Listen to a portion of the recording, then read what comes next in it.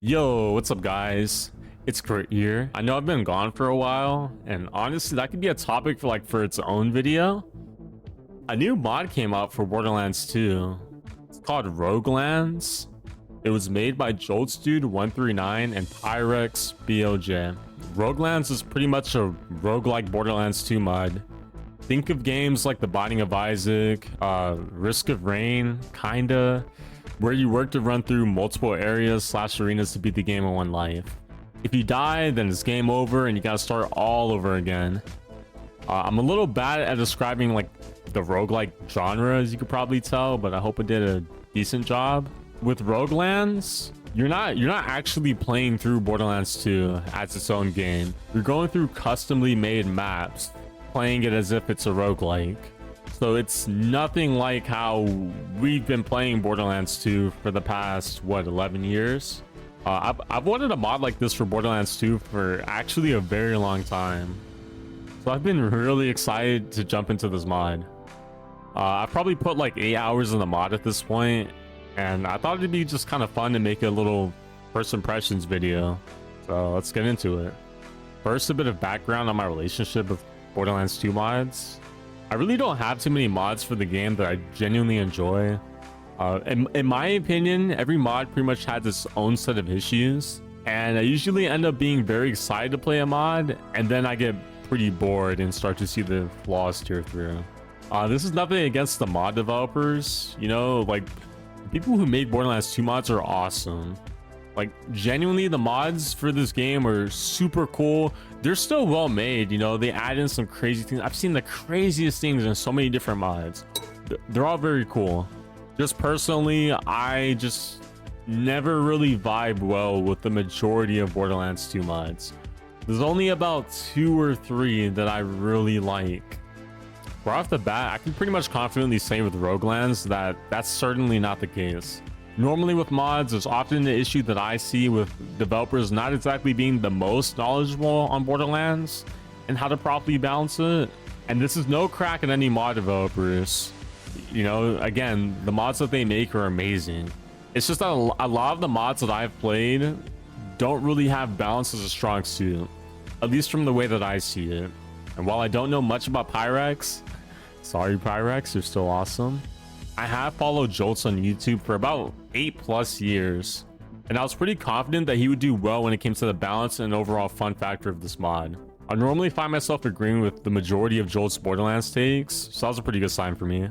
Also, I believe Player2V, the developer of Borderlands 2 Fix, a very well made quality of life / balance mod, had a part in this mod as well. Whether that be general input, playtesting, or something else, I have no idea.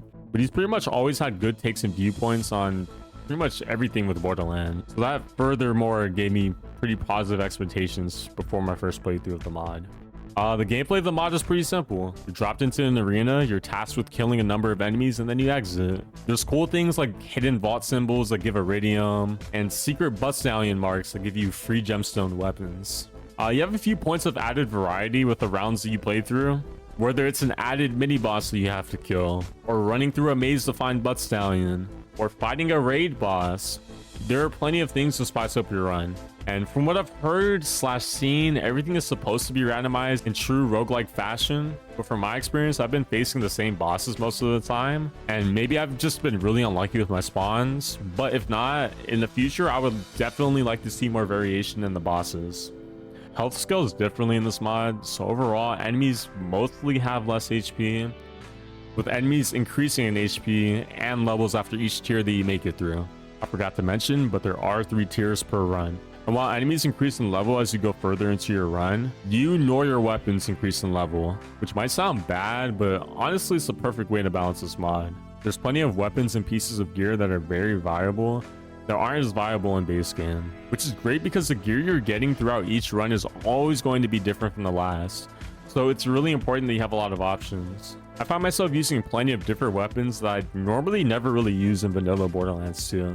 Damage works a lot differently in this mod, both on the player end and enemies. I find enemies not doing as much damage as usual, with the dots not being as oppressive, which puts the game in a state where lifesteal, whether that be with moxie weapons or transfusion grenades, as well as slag, is not as important, but it's still very useful, which I think is pretty much how it always should be. One thing some people may not like about this mod that I personally love is that the quote-unquote meta items that a lot of players like to cling to, like the Grog Nozzle, Herald, and B Shield, they're still in the mod, and they're still just as good as they are in vanilla, if not sometimes better, but are not nearly as easy to acquire, with you not seeing any of these quote-unquote meta weapons during most of your runs, forcing you to use weapons that you wouldn't normally use and forcing you to change your playstyle.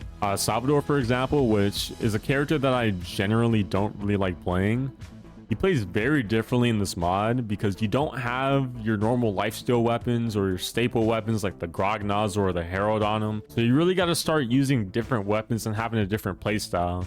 His survivability skill tree is a lot better in this mod because survivability overall is a lot better, and the fact that he can't just clutch on a lifesteal weapon means that, you know, he needs some healing skills now. He can't just hold a Grog Nozzle in his left hand. You gotta spec into some heals. So it makes him a very different character, which is really cool because I've never really seen that. You don't really see that too much with mods, I feel like. And you definitely don't see it in vanilla Borderlands 2.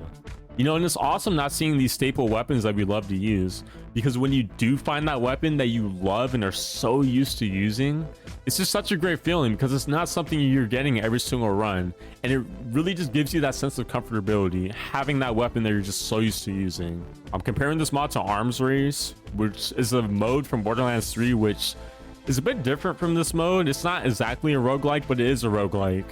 You know, it's just a different roguelike. This mod is 100 times better. One thing I specifically hated about Arms Race was the fact that it just felt really unbalanced at times, and the fact that you didn't have any skills unlocked, which in my opinion was just plain dumb, as the action skills and skill trees are a huge role of Borderlands and its gameplay. Every single Borderlands game has skills and skill trees. There's not a single Borderlands game that doesn't have those two things. Not a single Borderlands game where you're not using your action skill. So to make a mode where you don't use your action skill and you don't have any skills, it sounds kind of unique and cool on paper, but in actuality, when you play the mode, it's just boring, you know? It doesn't feel like Borderlands. Anyways, my Arms Race rant is now over. In Roguelands, after every round, you acquire 5 skill points until about the point that you can fill just about 2 skill trees in 3/4. Just barely missing the 3 capstones that you can hit in vanilla Borderlands 2. Which is great because it gives you a bit of build variety in the mod, and it doesn't really add that pyro creep that was added when level 80 came out, with you just having an abundance of skill points. I actually find myself choosing skills that I don't normally use in vanilla Borderlands 2, which makes it even more fun trying to make new builds while not having this overabundance of skill points. The last thing I really just want to touch on with this mod is raid bosses. In Borderlands 2, I personally don't like the raid bosses. They feel very unbalanced and just not well made. You have to just do really cheesy stuff to kill them efficiently, which I don't like. But in Roguelands, I love the raid bosses. They're not stupidly hard to kill with bloated HP, but they're not a complete pushover either. It's literally that perfect level where you can go to a raid boss, and if you have the right gear for it and you're skilled enough for it, you can just destroy that raid boss. You know, you can do really good. But if you just start messing around and playing dumb, dude, you're gonna get crushed. If you don't have the right gear for this raid boss, dude, it's gonna be a tough fight. It's gonna take a long time, which again is how it should be in Borderlands 2, in my opinion.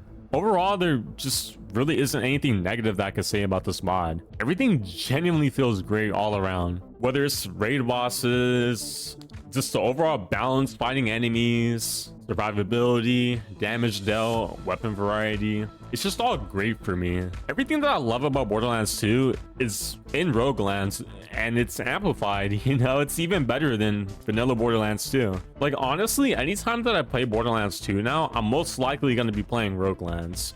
That's how good this mod is.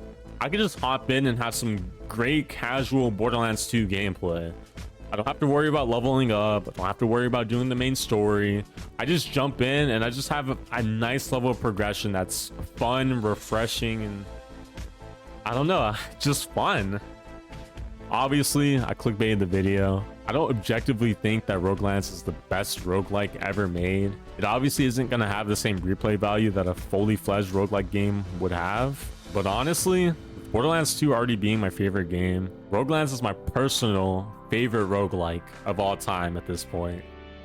I'm thinking about making a Roguelands gameplay guide because I have a sneaking suspicion that there's going to be a good amount of players that are going to have trouble completing this mod. Because again, you have to play it very differently from how you normally play Borderlands 2. And you know, I know some people may have a really tough time. So I think it would be fun to make a video and maybe try to help some people out.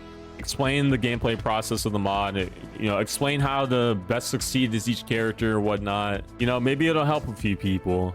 And I think it'll be really fun to make. So if that's something you guys want to see, make sure you like the video. Let me know in the comments. Any questions you have about the mod? You want to argue with me about the mod? You think the mod's garbage? Yo, let's talk in the comments. I love discussion. And without further ado, thanks for watching. I'll see you guys later. Peace out.